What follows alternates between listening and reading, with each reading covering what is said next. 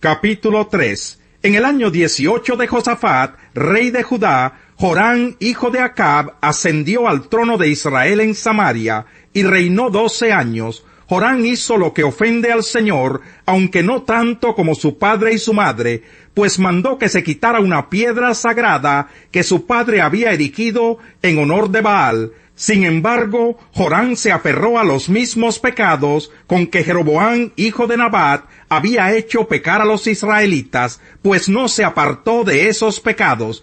Ahora bien, Mesá, rey de Moab, criaba ovejas, y como tributo anual le entregaba al rey de Israel 100,000 ovejas y la lana de 100,000 corderos. Pero al morir Acab, el rey de Moab se rebeló contra el rey de Israel.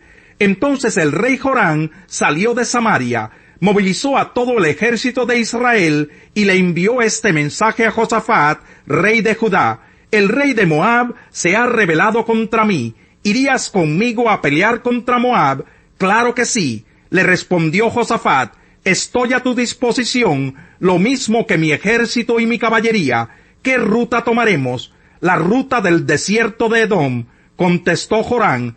Fue así como los reyes de Israel, Judá y Edom se pusieron en marcha. Durante 7 días anduvieron por el desierto, hasta que el ejército y los animales se quedaron sin agua. ¡Ay!, exclamó el rey de Israel, el Señor ha reunido a 3 reyes para entregarlos en manos de los moabitas. Pero Josafat preguntó: ¿acaso no hay aquí un profeta del Señor para que consultemos al Señor por medio de él? Un oficial del rey de Israel contestó: aquí cerca está Eliseo, hijo de Safat, el que servía a Elías, pues él puede darnos palabra del Señor, comentó Josafat. Así que el rey de Israel fue a ver a Eliseo, acompañado del rey Josafat y del rey de Edom. Pero Eliseo le dijo al rey de Israel: ¿qué tengo yo que ver con usted? Váyase a consultar a los profetas de su padre y de su madre. No, respondió el rey de Israel, pues el Señor nos ha reunido a los 3 para entregarnos en manos de los moabitas. Eliseo replicó: le juro que si no fuera por el respeto que le tengo a Josafat, rey de Judá, ni siquiera le daría a usted la cara, tan cierto como que vive el Señor Todopoderoso, a quien sirvo. En fin, que me traigan un músico. Mientras el músico tañía el arpa, la mano del Señor vino sobre Eliseo, y éste dijo: así dice el Señor, abran zanjas por todo este valle, pues aunque no vean viento ni lluvia, dice el Señor, este valle se llenará de agua, de modo que podrán beber ustedes y todos sus animales. Esto es poca cosa para el Señor, que además entregará a Moab en manos de ustedes. De hecho, ustedes destruirán todas las ciudades fortificadas y las otras ciudades principales, cortarán los mejores árboles, segarán los manantiales y sembrarán de piedras los campos fértiles. A la mañana siguiente, a la hora de la ofrenda, toda el área se inundó con el agua que venía de la región de Edom. Ahora bien, cuando los moabitas se enteraron de que los reyes habían salido para atacarlos, movilizaron a todos los que podían servir en el ejército y tomaron posiciones en la frontera. Al levantarse ellos por la mañana, el sol se reflejaba sobre el agua, y a los moabitas les pareció que estaba teñida en sangre. «¡Es sangre de batalla!», exclamaron. «Esos reyes deben de haber peleado y se han matado unos a otros. Vamos, Moab, al saqueo».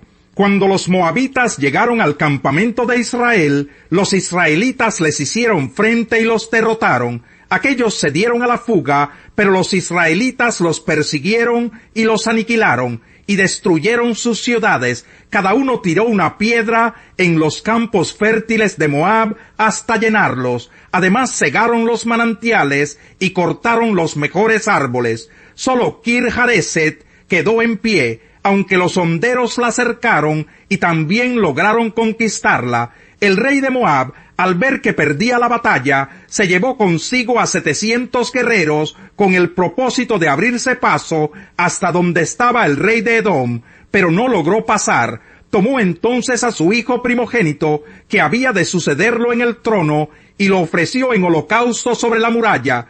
A raíz de esto, se desató contra Israel una furia incontenible, de modo que los israelitas tuvieron que retirarse y volver a su país. Capítulo 4. La viuda de un miembro de la comunidad de los profetas le suplicó a Eliseo: mi esposo, su servidor, ha muerto, y usted sabe que él era fiel al Señor. Ahora resulta que el hombre con quien estamos endeudados ha venido para llevarse a mis 2 hijos como esclavos. ¿Y qué puedo hacer por ti?, le preguntó Eliseo. Dime, ¿qué tienes en casa? Su servidora no tiene nada en casa, le respondió, excepto un poco de aceite. Eliseo le ordenó: sal y pide a tus vecinos que te presten sus vasijas, consigue todas las que puedas, luego entra en la casa con tus hijos y cierra la puerta, echa aceite en todas las vasijas y a medida que las llenes, ponlas aparte. Enseguida la mujer dejó a Eliseo y se fue. Luego se encerró con sus hijos y empezó a llenar las vasijas que ellos le pasaban. Cuando ya todas estuvieron llenas, ella le pidió a uno de sus hijos que le pasara otra más, y él respondió: ya no hay. En ese momento se acabó el aceite. La mujer fue y se lo contó al hombre de Dios, quien le mandó: ahora ve a vender el aceite y paga tus deudas. Con el dinero que te sobre, podrán vivir tú y tus hijos. Un día, cuando Eliseo pasaba por Sunén, cierta mujer de buena posición le insistió que comiera en su casa. Desde entonces, siempre que pasaba por ese pueblo, comía allí. La mujer le dijo a su esposo: mira, yo estoy segura de que este hombre que siempre nos visita es un santo hombre de Dios. Hagámosle un cuarto en la azotea y pongámosle allí una cama, una mesa con una silla y una lámpara. De ese modo, cuando nos visite, tendrá un lugar donde quedarse. En cierta ocasión, Eliseo llegó, fue a su cuarto y se acostó. Luego le dijo a su criado Giesi: llama a la señora. El criado así lo hizo, y ella se presentó. Entonces Eliseo le dijo a Giesi: dile a la señora: te has tomado muchas molestias por nosotros. ¿Qué puedo hacer por ti? ¿Quieres que le hable al rey o al jefe del ejército en tu favor? Pero ella le respondió: yo vivo segura en medio de mi pueblo. Eliseo le preguntó a Giesi: ¿qué puedo hacer por ella? Bueno, contestó el siervo, ella no tiene hijos y su esposo ya es anciano. Llámala, ordenó Eliseo. Giesi la llamó y ella se detuvo en la puerta. Entonces Eliseo le prometió: el año que viene, por esta fecha, estarás abrazando a un hijo. No, mi señor, hombre de Dios, exclamó ella, no engañe usted a su servidora. En efecto, la mujer quedó embarazada y al año siguiente, por esa misma fecha, dio a luz un hijo, tal como Eliseo se lo había dicho. En Listra vivía un hombre lisiado de nacimiento, que no podía mover las piernas y nunca había caminado. Estaba sentado escuchando a Pablo, quien al reparar en él y ver que tenía fe para ser sanado, le ordenó con voz fuerte: ponte en pie y enderézate. El hombre dio un salto y empezó a caminar. Al ver lo que Pablo había hecho, la gente comenzó a gritar en el idioma de Licaonia: los dioses han tomado forma humana y han venido a visitarnos. A Bernabé lo llamaban Zeus y a Pablo Hermes, porque era el que dirigía la palabra. El sacerdote de Zeus, el dios cuyo templo estaba a las afueras de la ciudad, llevó toros y guirnaldas a las puertas y con toda la multitud quería ofrecerles sacrificios. Al enterarse de esto, los apóstoles Bernabé y Pablo se rasgaron las vestiduras y se lanzaron por entre la multitud gritando: señores, ¿por qué hacen esto? Nosotros también somos hombres mortales como ustedes. Las buenas nuevas que les anunciamos es que dejen estas cosas sin valor y se vuelvan al Dios viviente, que hizo el cielo, la tierra, el mar y todo lo que hay en ellos. En épocas pasadas Él permitió que todas las naciones siguieran su propio camino. Sin embargo, no ha dejado de dar testimonio de sí mismo haciendo el bien, dándoles lluvias del cielo y estaciones fructíferas, proporcionándoles comida y alegría de corazón. A pesar de todo lo que dijeron, a duras penas evitaron que la multitud les ofreciera sacrificios. En eso llegaron de Antioquía y de Iconio unos judíos que hicieron cambiar de parecer a la multitud. Apedrearon a Pablo y lo arrastraron fuera de la ciudad, creyendo que estaba muerto. Pero cuando lo rodearon los discípulos, él se levantó y volvió a entrar en la ciudad.